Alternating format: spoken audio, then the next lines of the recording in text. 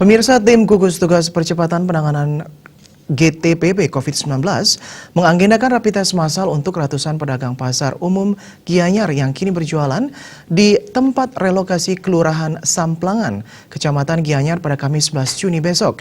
Hal ini dilakukan guna mengantisipasi transmisi lokal penyebaran COVID-19.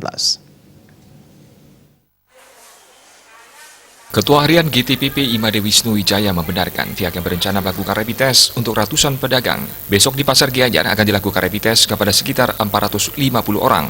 Ditegaskan rapid test ini akan diprioritaskan untuk pedagang Pasar Umum Gianyar, termasuk juga terhadap pengunjung. Dari ribuan pedagang Pasar Umum Gianyar itu, kemungkinan yang mengikuti tes rapid hanya 30%. Hal ini dilakukan mempertimbangkan daya tahan petugas yang menggunakan APD. Disinggung terkait kekhawatiran kesalahan rapid test terhadap ratusan orang, Sekda Gianyar ini menegaskan seluruh rapid test yang ada sudah sesuai standar. Sebelumnya, Ketua Fraksi PDP Gianyar Iketut Sudarsana minta tim GTPP fokus memikirkan pemutusan rantai COVID-19. Upaya ini dapat dilakukan dengan rapid test massal. Misal seperti kasus pedagang Godoh ada 4 titik penjajakan, ini harus dirapid. Bila perlu satu Banjar itu harus dirapid.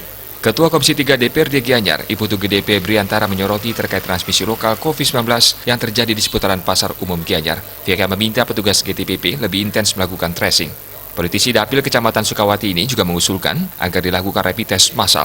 Kondisi di pasar juga dikhawatirkan bisa kacau, apalagi sudah ditemukan transmisi lokal oleh pedagang yang diketahui sempat berjualan di Pasar Umum Gianyar. Berdasarkan data, Kabupaten Gianyar terus menambah jumlah pasien transmisi lokal positif COVID-19.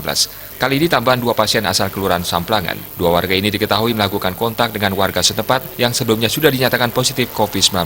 Kini total ada 45 kumulatif pasien positif dengan 29 pasien dinyatakan sembuh.